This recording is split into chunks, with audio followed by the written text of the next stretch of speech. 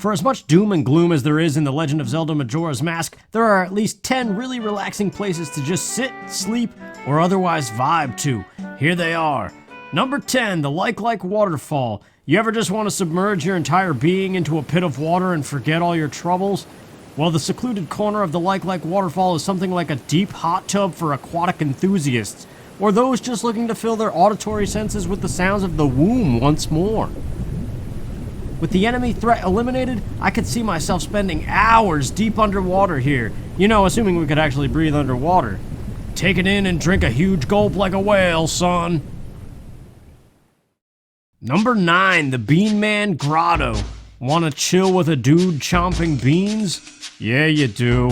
He's got a blanket, snacks, and a campfire, and around the corner is a nice little watering hole. And all of it is hidden underground with a nice skylight ambiance that probably has a sweet breeze along with it. In another life, a place like this could really clean up as a home. The dude's got snacks, man. The dude's got snacks.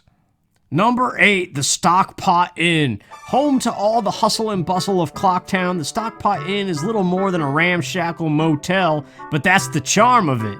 The party room rented out by the circus troupe feels like a sibling's playroom wonderland with bunk beds galore.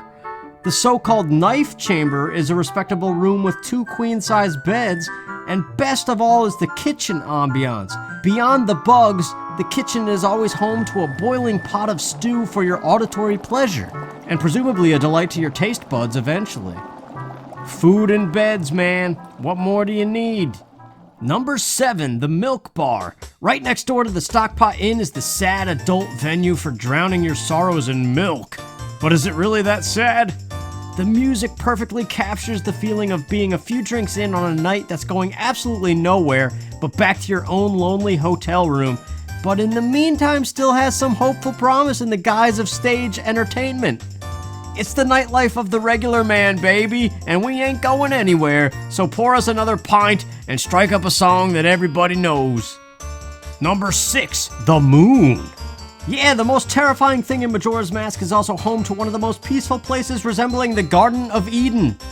With nothing but the greenest fields and a lone tree, the moon is a place of endless childlike wonder under the assumption that hunger and other basic human needs no longer apply.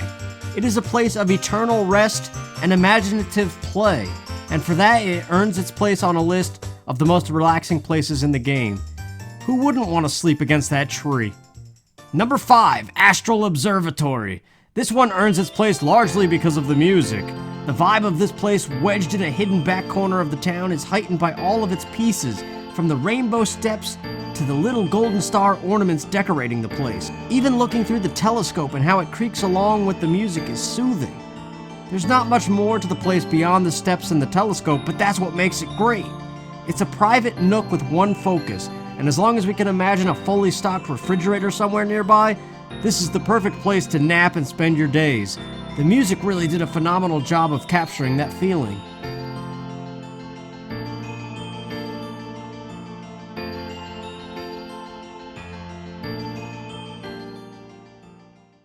Number 4, the Waterfall Rapids. Similar to the first one on this list, the Waterfall Rapids is a fantastic nook hidden far away from everything for submerging oneself away from all stress. The opening chamber is a perfect place for a picnic lunch and dipping your feet in the water, or otherwise just sleeping to the sound of rushing water. But even better for the brave swimmers out there, the end of the rapids is home to a beaver house with a dome-shaped roof. Absolutely perfect for hiding out and sleeping, preferably once again underwater for the sounds of the womb that naturally alleviate stress. Number 3, the Laundry Pool. The Laundry Pool of Clocktown is a particularly pleasing nook on day 2 when the rains come in. If you forget for a second that this is where the townsfolk wash their clothes, it becomes little more than a secret corner with water and a bell as well as a frog. Plus it's got a bench, dude. Bring your peanut butter and jelly sandwich and just sit down, and the sound of rain on water will surely lull you to a most soothing sleep. The power of hidden nooks like this cannot be overstated. Number 2, the Mountain Smithy Pond. The mountain pond is a horrid place in the dead of winter, but come springtime, it is a delightful picnic area. Assuming you brought your swimming trunks, food, and a blanket, you've got a full day of delight ahead of you here. The Froggy Pond has a hidden alcove behind the waterfall that pays you 20 rupees, beyond just the fact that the alcove is awesome and probably where all the kids would hang out while the parents sit on the mainland part of it. It is the most picturesque place in Majora's Mask, really thanks to the smithy hut and its smoking chimney, and I wish I could become a kid again and go there for a picnic with some adult chaperones. Number 1, Zora Hall. And finally, we have Zora Hall, a hidden underwater nook that is home to an entire stage and several bedrooms, and even a cape for looking out onto the ocean. Never are you without the sound of rushing water here, and it just feels like the most ideal home in all of Termina. Once again, assuming we can breathe underwater. But even if you couldn't, surely you could hold your breath long enough to get to the alcove itself and spend the rest of your days here. Live music, water, an oceanside view, and are we allowed to include the theme music of the area itself? You can't go wrong here at all. Zora Hall is my personal most desired Zelda home, and that is why I place it so high on this list.